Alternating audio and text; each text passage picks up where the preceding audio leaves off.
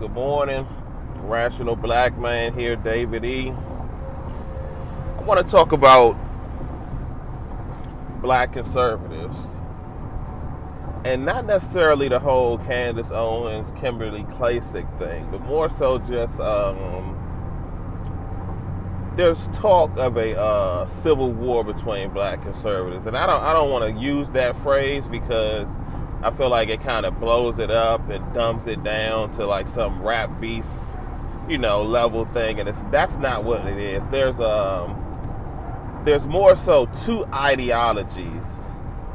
Well, no, let's rephrase that.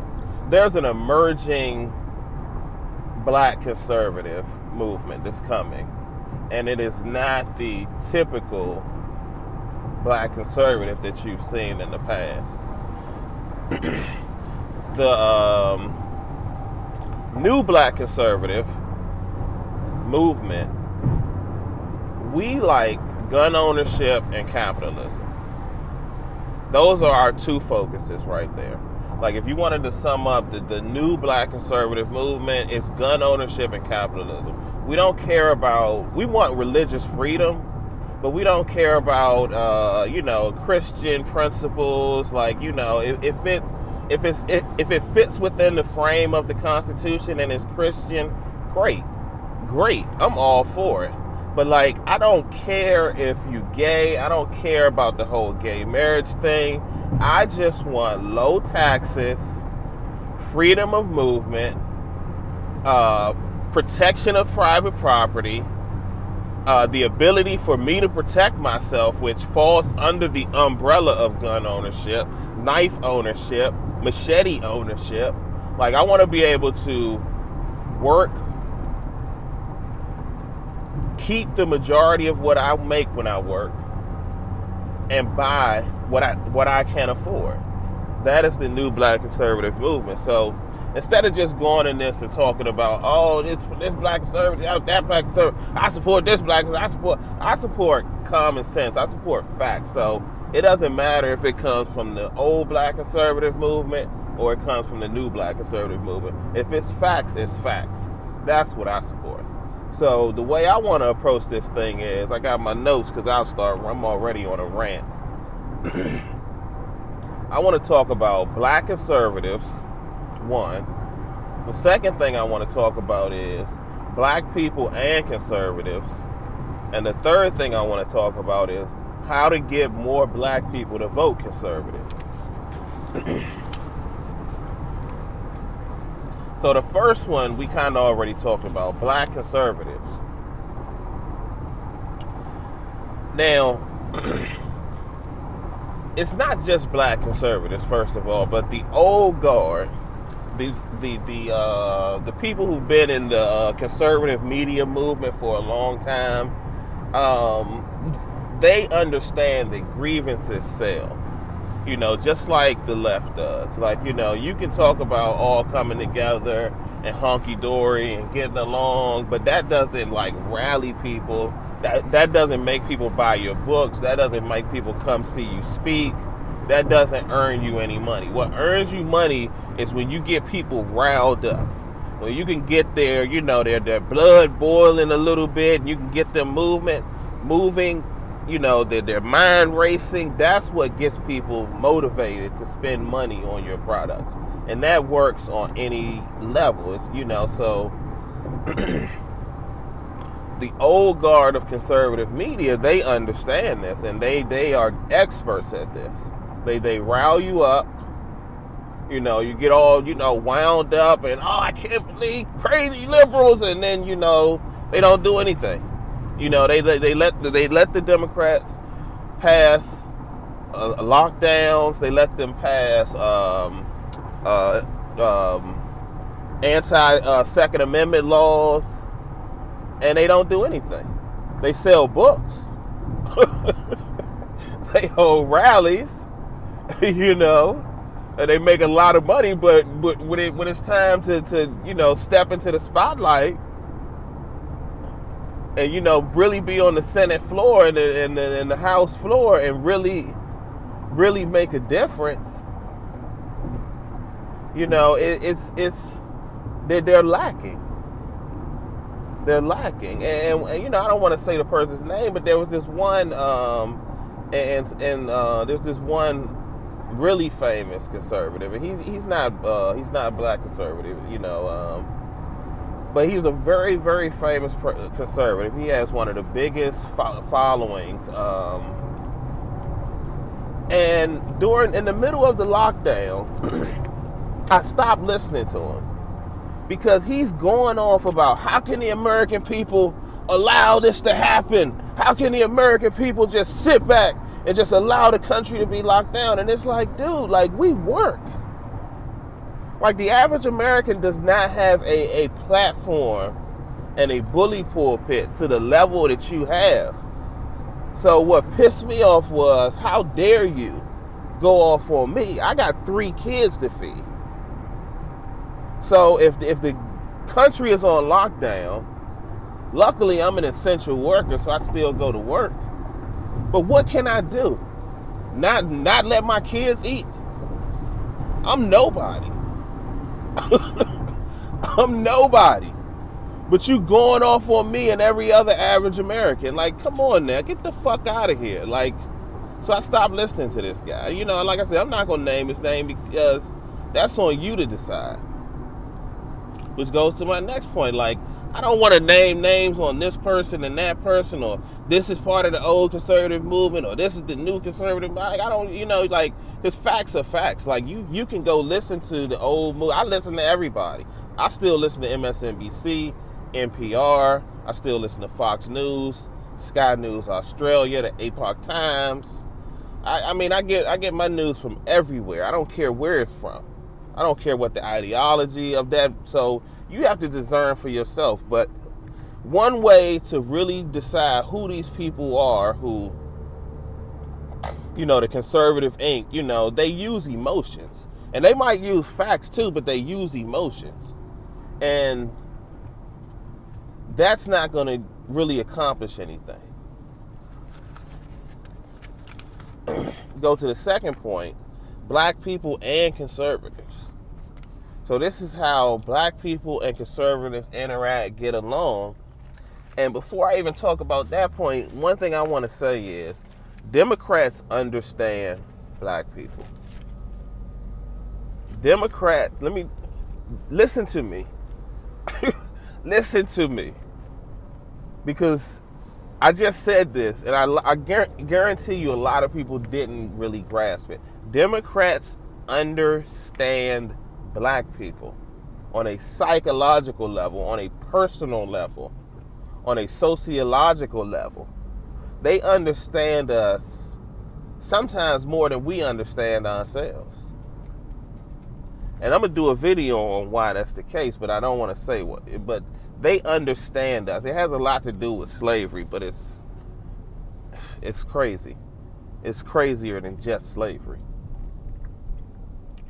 But Democrats understand black people. And Republicans used to understand black people. The Civil War era, after the Civil War, teaching black people about liberty, gun ownership, supporting black gun ownership.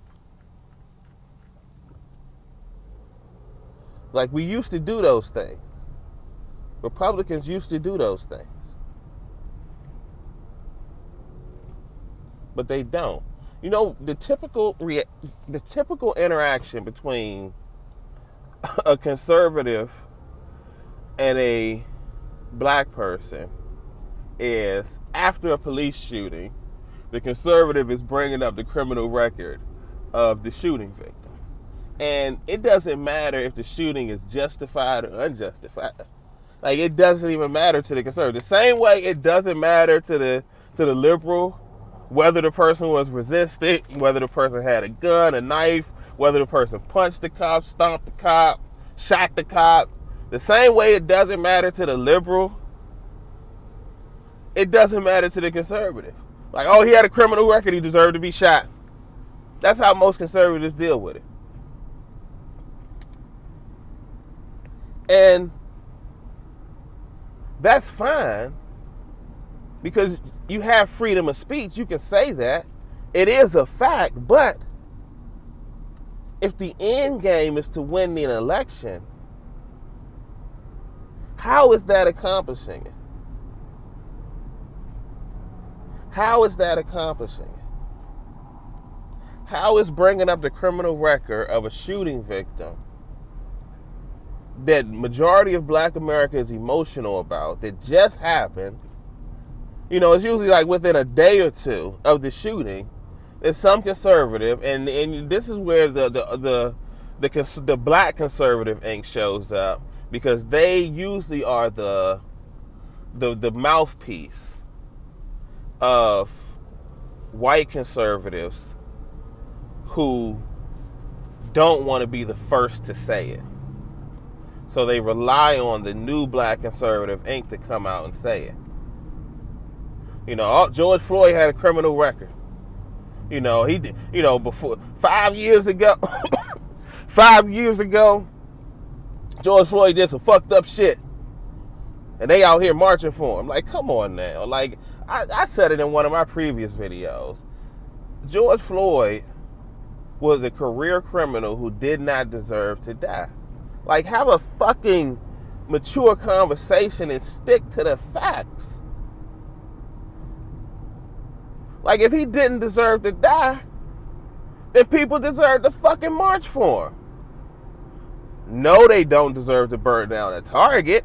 Sticking to the facts. But you do deserve to address your grievances with the Minneapolis Police Department through demonstration and protest. Stick to the facts. Or don't win elections. Which brings us to the last point. How do conservatives get Black people to vote for them?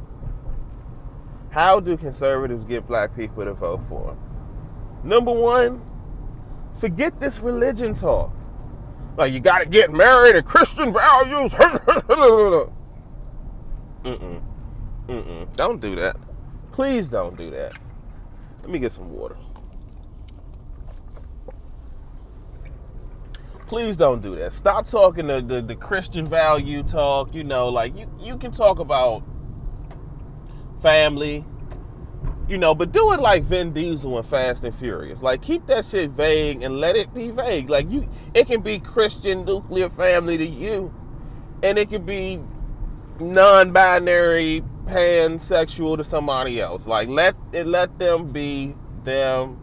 That's not the point. We got to win elections. So forget the religious talk.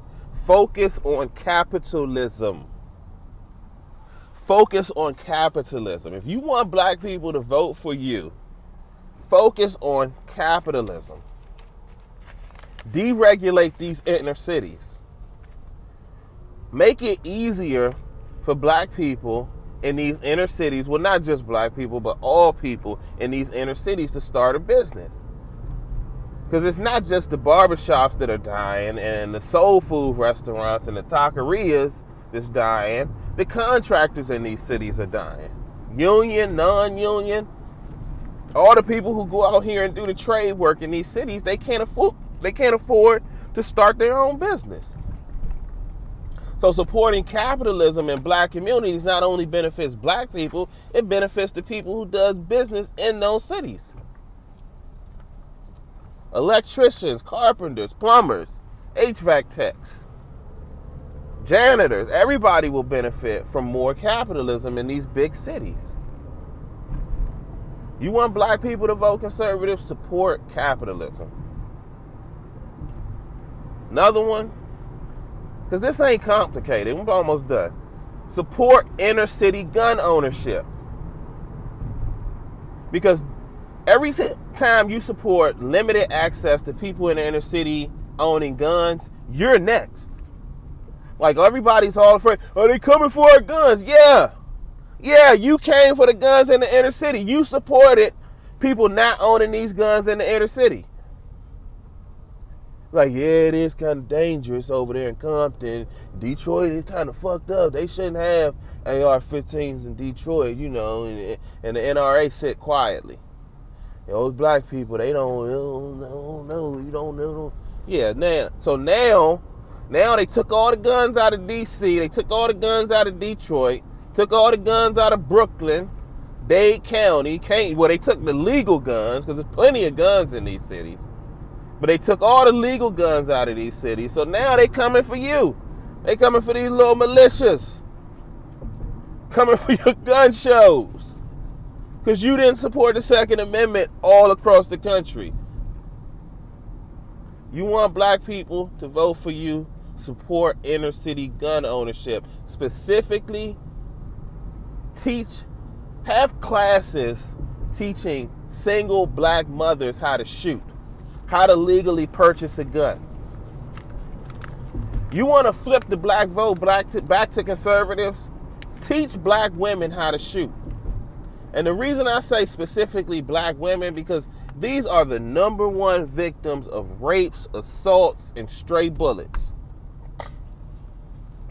If these criminals knew that in every project there were armed black single mothers in every single unit, they probably would still sell drugs. Because I'm not going to sell you no dream. But they wouldn't be out here all rowdy all hours of the night. When them women say, keep your voice down, my kids got to go to school tomorrow, I guarantee you they would keep their voice down. Because if they didn't, they would get shot by a legal gun owner. Teach black women to shoot. And that's it. Focus on capitalism, support inner city gun ownership, specifically teach black women how to shoot. That's how you get black people to vote conservatives. Rational Black Man, David E. I got to get to work, man. Y'all have a great one.